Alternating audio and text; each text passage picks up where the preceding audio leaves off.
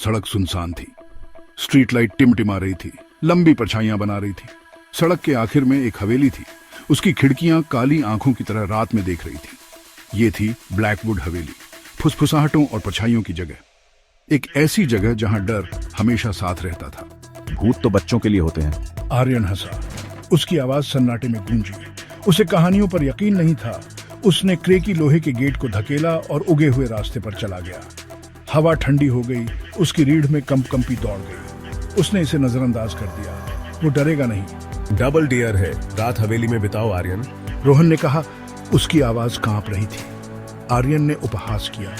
वो डरता नहीं था, वो साबित करेगा। वो सामने वाले दरवाजे पर पहुंचा। उसका पेंट छिल रहा था जैसे पपड़ी। उसने गहरी सांस ली और दरवाजा खोल दिया। धूल के कण गंदी खिड़कियों से आती धीमी चांदनी में नाच रहे थे। हवा में सड़ांध और किसी और चीज की गंध थी, कुछ अकठनीय। एक भव्य सीढ़ी मकड़ी के जालों में लिपटी हुई फॉयर में छाई हुई थी। आर्यन अंदर गया। उसके कदम सन्नाटे में गूंज रहे थे। हर कदम सन्नाटे को बढ़ा रहा था, जिससे उसके गर्दन के बाल खड़े हो रहे थे। उसने धूल भरी मेज पर हाथ फेरा। उसकी सतह उसके स्पर्श से ठंडी थी। हर चीज पर धूल की मोटी परत थी। वो एक कमरे से दूसरे कमरे में घूमता रहा। हर एक पिछले वाले से ज्यादा सड़ा हुआ था। टूटा हुआ फर्नीचर गिरे हुए सिपाहियों की तरह बिखरा पड़ा था। वॉलपेपर फटी हुई पट्टियों में लटका हुआ था, जिससे नीचे का टूटा हुआ प्लास्टर दिखाई दे रहा था। उसने जमीन पर कुछ देखा, खून के धब्बे, डार्क और अशुभ। वे एक हिंसक अतीत की कहानी कह रहे थे। उसने मुश्किल से निगल लिया। उसके पेट में बेचैनी की गांठ बन गई। उसे अपने दिखावे पर पछतावा होने लगा था। एक आवाज ने सन्नाटा तोड़ दिया, एक धीमी फुसफुसाहट, मुश्किल से सुनाई देने वाली। आर्यन जम गया। उसका दिल जोर से धड़क रहा था। उसने सुनने के लिए जोर लगाया। उसकी इंद्रियां सतर्क थीं। फिर से वही आवाज आई, इस बार थोड़ी जोर से। यह एक नाम जैसा लग रहा था। उसका नाम। कौन है वहां? वो धीरे से मुड़ा। उसकी आंखें परछाइयों को देख रही थी। कमरा उस पर दबाव डाल रहा था। उसे घुटन हो रही थी। उसने अपनी गर्दन के पीछे एक ठंडी सांस महसूस की, जिससे उसकी रीढ़ में कंपी दौड़ गई। वो घूम गया, लेकिन वहां कुछ भी नहीं था। उसने कुछ और देखा। दीवार पर खून से लिखे हुए शब्द थे। इस जगह को छोड़ दो। अक्षर आंसुओं की तरह दीवार से टपक रहे थे।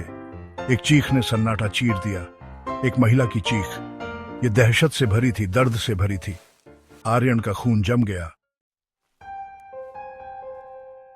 भाग 4, पारिवारिक चित्र। वो डर के मारे पीछे हट गया। उसकी आंखें चौड़ी हो गईं। उसे वहां से निकलना था। वो फायर की तरफ भागा। उसका दिल जोर से धड़क रहा था।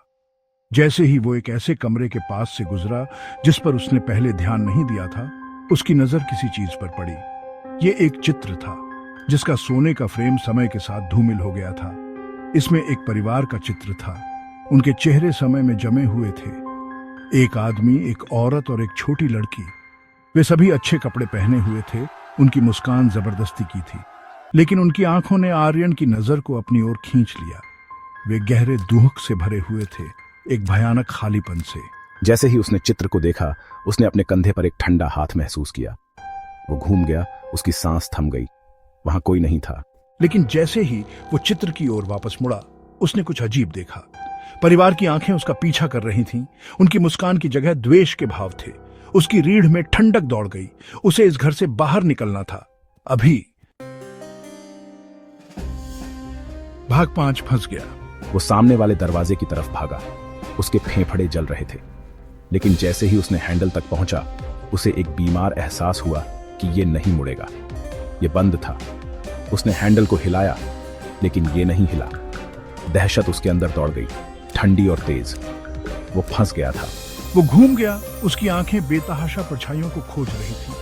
तापमान गिर गया और एक हार्ड कंपाने वाली ठंड ने उसे घेर लिया। वो महसूस कर सकता था कि आंखें उस पर हैं, उसे देख रही हैं। उनकी निगाहें द्वेष से भरी हैं। फिर उसने उसे देखा। सीढ़ियों के ऊपर एक आकृति खड़ी थी। ये चित्र वाली महिला थी। उसका चेहरा पीला और दुबला था। उसकी आंखें एक भयानक रोशनी से जल रही थी। उसके होंठ एक खामोश चीख में पीछे हट गए थे, जिससे दांत दिखाई दे रहे थे, जो बहुत तेज थे, बहुत लंबे थे।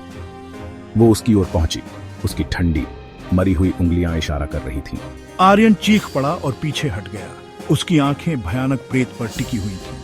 दरवाजा एक गहरे धमाके के साथ बंद हो गया, उसे अंधेरे में डुबो दिया। वो हवेली में परिवार की बदला लेने वाली आत्माओं के साथ फंस गया था। उसकी चीखें खाली हॉल में गूंजी, हवेली की काली शक्ति का एक भयानक प्रमाण। ब्लैकवुड हवेली ने एक और शिकार कर लिया था।